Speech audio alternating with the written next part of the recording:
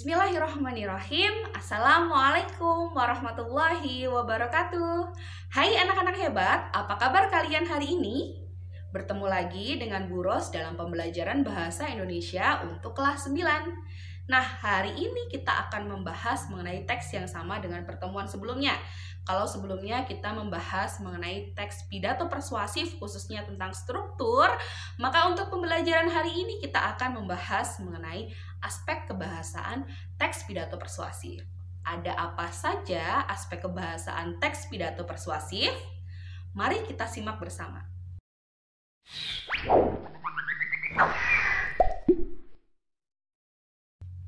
Nah, dalam teks pidato persuasif sebenarnya ada banyak aspek kebahasaannya, sama dengan teks yang lain. Nah, tapi pada kesempatan hari ini, Bu Guru hanya akan membahas 4 saja. Nah, yang pertama yang akan Bu Guru bahas adalah nominalisasi, yang kedua adalah bentuk pasif dan kata ganti orang, yang ketiga kosakata, dan yang terakhir yang akan Bu Guru bahas adalah mengenai kalimat ajakan. Keempat aspek kebahasaan ini sering sekali kita gunakan saat kita menulis atau kita membuat teks pidato persuasif. Seperti apa? Kita bahas satu persatu. Kita mulai dari yang pertama adalah nominalisasi. Nominalisasi berasal dari kata nomina, yang berarti kata benda. Ketika sebuah kata mendapatkan imbuhan isasi, maka terdapat proses, ada suatu proses di dalamnya. Nah, nominalisasi adalah proses tata bahasa mengubah kata kerja dan kata sifat menjadi kata benda. Seperti apa contohnya? Biar kalian paham, simak contoh berikut ini. Di sini Bu Guru memberikan 2 contoh. Yang pertama bentuk kata kerja, yang kedua kata sifat. Di kata kerja kita ada kata memberi. Nah, kata memberi ini kita beri imbuhan pe dan an. Ketika sebuah kata mendapat imbuhan pe dan an, maka dia akan berubah sifat menjadi kata benda. Dan kata memberi ini ketika kita memberi imbuhan pe an, maka akan menjadi pemberian. Dan pemberian ini termasuk kata benda ya. Selanjutnya yang kedua, Bu Ros punya kata bersih yang termasuk kata sifat. Nah, kata bersih ini ketika kita beri imbuhan ke dan an, maka akan berubah sifat, kelas katanya akan berubah menjadi kata benda, bukan lagi menjadi kata sifat. Seperti itu. Kita lanjut yang kedua, kita akan membahas mengenai bentuk pasif dan kata ganti orang. Bentuk pasif dulu. Apa itu bentuk pasif? Bentuk pasif adalah bentuk kalimat yang subjeknya dikenai suatu pekerjaan atau aktivitas. Seperti apa? Nanti ada contohnya. Kita lanjut pengertian dari kata ganti orang. Kata ganti dulu ya. Kata ganti di sini maksudnya adalah kata untuk menggantikan benda atau orang tertentu yang tidak disebut secara langsung. Jadi tidak disebutkan namanya, tapi kita ganti. Itu namanya kata ganti. Tapi karena di sini kita mengacu pada kata ganti orang, jadi nanti kita akan membahas ketika kalian tidak menyebutkan nama teman kalian, tetapi kalian sebutkan dengan apa ya? Seperti itu ya. Kita lanjut contohnya. Sebelum ke contoh, di bentuk pasif, Bu Guru punya ciri-cirinya biar kalian lebih paham. Ciri-ciri dari kalimat pasif, yang pertama subjeknya sebagai penderita. Jadi si subjek itu yang dikenai suatu pekerjaan.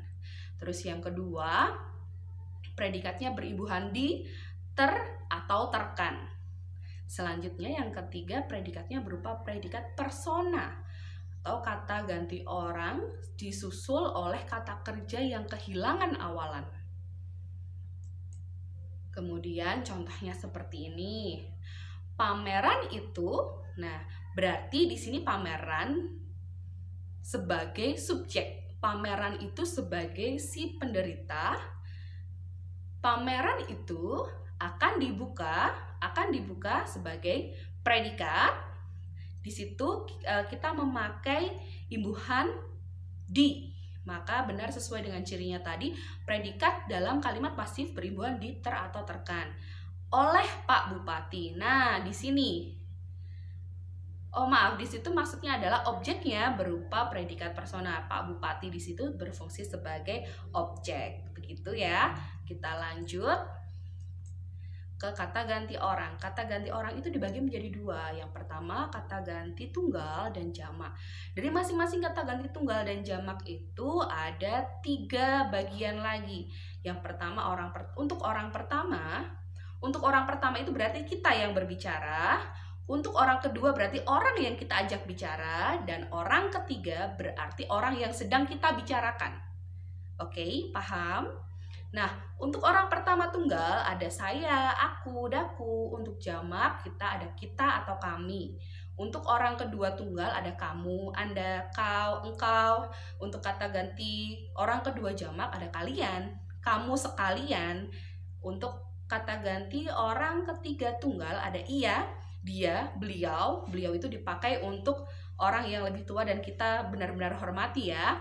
Untuk kata ganti orang ketiga jamak ada mereka. Selanjutnya kita akan membahas mengenai kosakata. Kosakata di sini yang dimaksudkan adalah penggunaan istilah teknis dan abstrak. Jadi lebih ke kata-kata dalam suatu teknis tertentu atau suatu bidang tertentu yang sering kita pakai. Nah, di sini yang sering kita pakai adalah sinonim. Sinonim dalam teks pidato persuasif sering digunakan untuk menghindari pengulangan kata. Jadi misalnya kita mau menyebutkan kata baik, maka tidak harus kita sebutkan baik terus seperti itu. Terus selanjutnya ada kata-kata emotif untuk melibatkan perasaan audien. Kata-kata yang mengandung emosi ya, seperti itu. Selanjutnya kalimat ajakan, menyampaikan suatu ajakan kepada seseorang ataupun sekelompok orang tertentu. Dan kalimat ajakan pasti kalian paham, di kalimat ajakan itu sering kita beri imbuhan lah, marilah, ayolah, dan lain sebagainya. Di situ ada contohnya. Contoh kalimatnya adalah, marilah kita menjaga kebersihan lingkungan, mulai dari lingkungan rumah, lingkungan sekolah, maupun lingkungan masyarakat. Kata marilah di situ menjadi contoh kata yang mendapatkan imbuhan lah, yang kemudian menjadi kalimat ajakan. Semoga kalian paham, dan kalaupun kalian belum paham, kalian bisa mempelajarinya di buku paket ya. Kita bertemu lagi pada pertemuan selanjutnya, pada bab-bab yang lainnya. Semoga kalian selalu dalam keadaan sehat. Semoga kalian tetap bahagia di rumah. Terima kasih, Bu Guru akhiri. Assalamualaikum warahmatullahi wabarakatuh.